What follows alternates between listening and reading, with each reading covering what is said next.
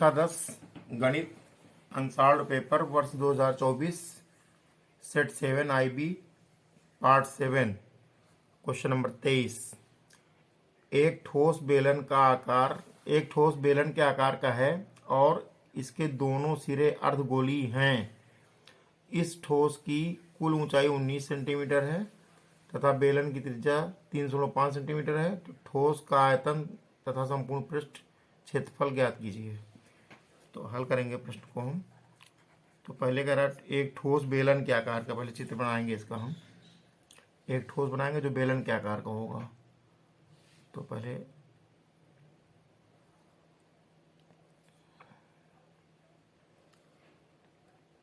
ये बेलन के आकार का ठोस बन गया।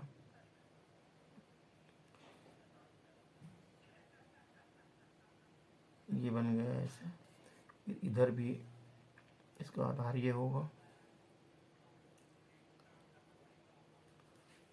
अब दोनों सिरे अर्धगोलीय हैं तो इधर से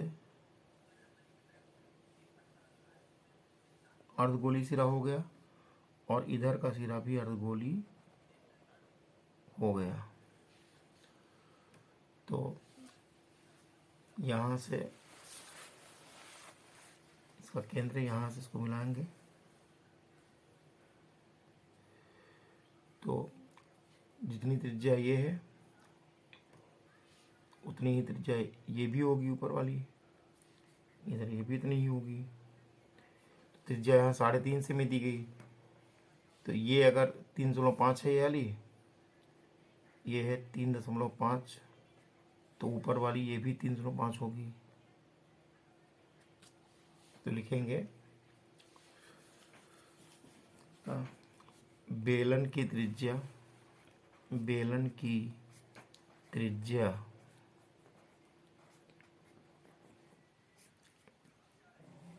R बराबर होगी 3.5 सेमी तथा अर्धगोले की त्रिज्या भी उतनी ही होगी। अर्धगोले की त्रिज्या R बराबर ये भी 3.5 सेमी होगी।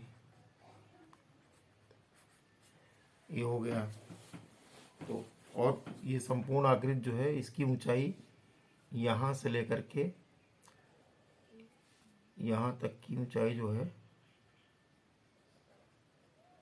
ये दी गई है 19 सेमी।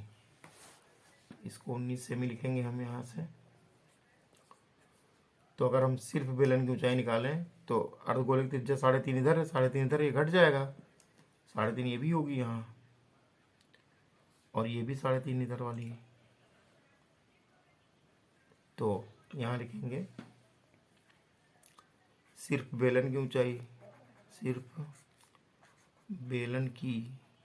ऊंचाई,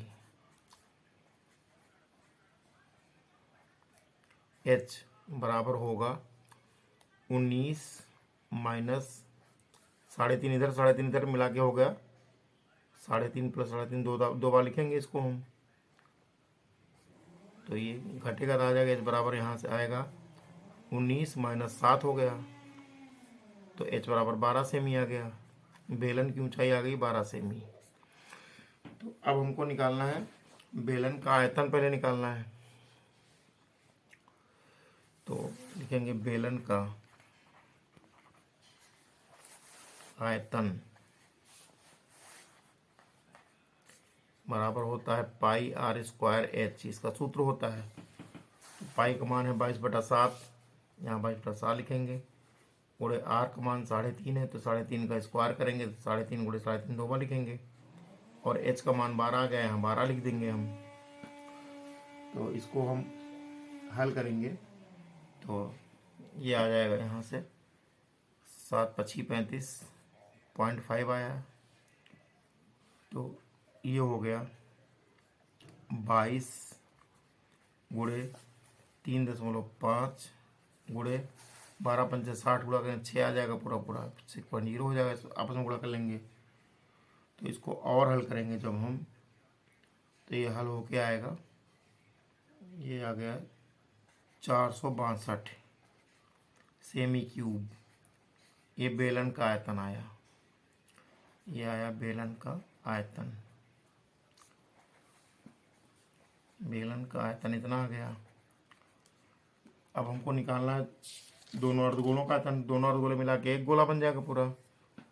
लिखेंगे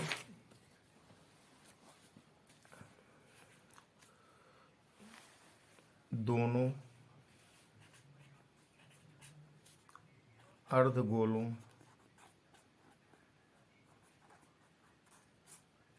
का आयतन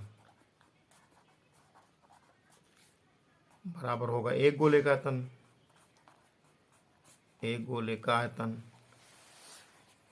इसको जब मिलाएंगे तो एक गोले का आयतन होता है पाई आर, 4/3 पाई आर क्यूब। ये हो जाएगा। तो यहाँ से हल करेंगे, 4/3 लिखेंगे। पाई का मान 22/7 होगा, गुणे आर का मान है 3.5 का क्यूब करेंगे। 3.5 गुणे 3.5 गुणे 3.5 3 बार लिखेंगे हम। तो इसको जब हल करेंगे हम, 3.5 ये आया, इसको हल करेंगे तो हल होकर क्या आएगा, ये 179.67 ये आया सेमी क्यूब। तो लिखेंगे अतः संपूर्ण आकृति का आयतन, अतः संपूर्ण आकृति का आयतन बराबर होगा, पहले बेलन का आयतन आया है 462 लिखेंगे, प्लस ये आया 179.67। इसको जोड़ेंगे, जोड़ने के बाद आ जाएगा 641.67 सेंटीमीटर क्यूब। ये आ गया संपूर्ण आकृति का आयतन। अब हमको निकालना है संपूर्ण पृष्ठ। तो पहले लिखेंगे बेलन का संपूर्ण पृष्ठ। अब पहला आंसर तो इतना है, यहाँ पे आ गया ये पहला आंसर है। फिर कह रहा है बेलन का संपूर्ण पृष्ठ, बेलन का पृष्ठ करेंगे, बेलन का वक्र पृष्ठ निकालेंगे। बेलन का वक्र पृष्ठ होता है 2πRh। 2 लिखेंगे, पाई का मान 22/7 लिखेंगे, आर का मान 3.5 है और एच का मान 12 है। तो इसको हम हल करेंगे तो ये आ जाएगा यहाँ पर 264 सेमी स्क्वायर। ये बेलन को पृष्ठ आ गया। अब लिखेंगे दोनों अर्धगोलों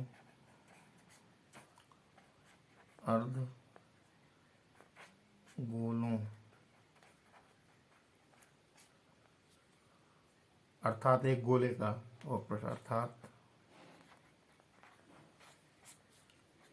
एक गोले का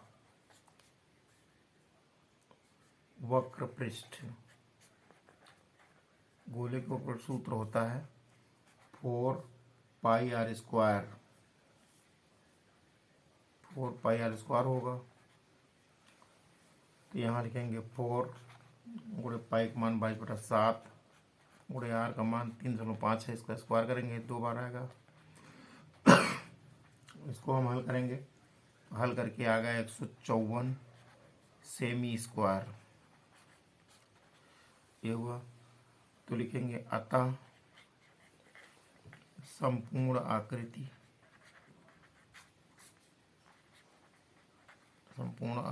का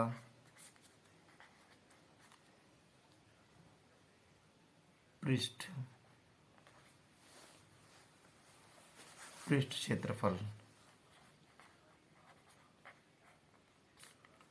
बराबर होगा, ये आया है गोले का, बेलन का आया 264। लिखेंगे 264 प्लस 154।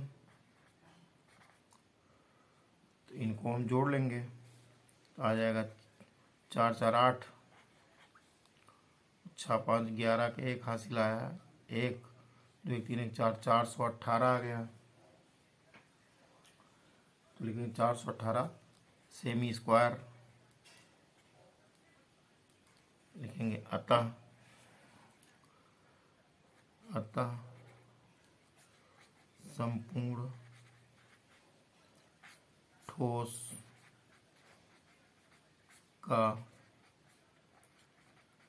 आयतन बराबर आया 641.61 सेमी क्यूब तथा पृष्ठ क्षेत्रफल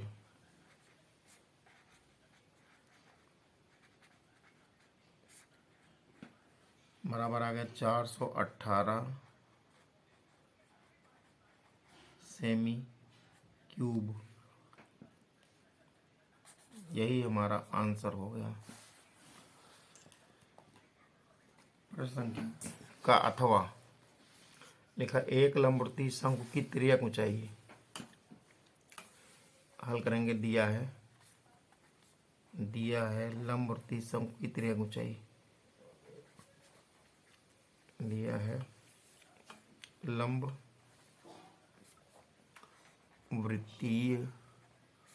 शंकु की तिर्यक ऊंचाई L बराबर दिया है 13 सेमी। तो संपूर्ण पृष्ठीय क्षेत्रफल दिया है तथा शंकु का संपूर्ण पृष्ठ दिया गया है 90 पाई लिखा। चूंकि शंकु का संपूर्ण क्षेत्रफल का सूत्र होता है 90 पाई जो है ये होगा शंकु के संपूर्ण पृष्ठ बराबर हो जाएगा पाई r ब्रैकेट में L प्लस आर, ये सूत्र होता है। तो यहाँ से ये पाई पाई कट जाएगा आपस में, तो ये 90 आया बराबर हुआ r और ब्रैकेट में L का मान रखेंगे 13 है, 13 लिख देंगे हम, प्लस r लिखेंगे, खोलेंगे ब्रैकेट 90 आया बराबर हुआ 13r प्लस r स्क्वायर हुआ। तो दिस इंप्लाइड हो गया r square plus 13r minus 90 बराबर 0 हुआ। अब हम 90 के ऐसे दो गुणनखंड करेंगे जिनको गुणा करो 90 आए, घटा दो तो 13 बचे, तो होता है 18 पंचे 90। तो यहाँ 18 माइनस 5 यहाँ लिखेंगे, बाहर r लिखेंगे, माइनस 90 बराबर 0 हो गया। तो ये हो गया r square plus 18r minus 5r minus 90 बराबर 0 हुआ। अब यहाँ जोड़ा बनाएंगे, जोड़ा में r कॉमन होगा r प्लस 18 बचेगा, माइनस 5 कॉमन होगा, यहाँ r प्लस 18 ये भी आएगा बराबर 0 हुआ। तो r प्लस 18 यहाँ r माइनस 5 बराबर 0 हुआ। तो अब हम इधर लिखेंगे r प्लस 18 बराबर 0, यहाँ लिखेंगे r माइनस 5 बराबर 0। तो यहाँ से r बराबर वो माइनस 18 है, तो अमान्य हो जाएगा, माइनस में त्रिज्या होती नहीं, अमान्य हो गया। यहाँ वो r बराबर 5, यही मान्य है। तो प्रश्न में कह रहा है कि आधार का व्यास निकालना है, तो लिखेंगे अतः चूंकि शंकु की त्रिज्या आ गई है, शंकु की त्रिज्या बराबर आई है 5 सेंटीमीटर, अतः शंकु का व्यास त्रिज्या का दुगुना होता है, 5 गुणे 2 कर देंगे हम, तो हो जाएगा 5 दूनी 10 सेमी। अतः शंकु का व्यास बराबर, अतः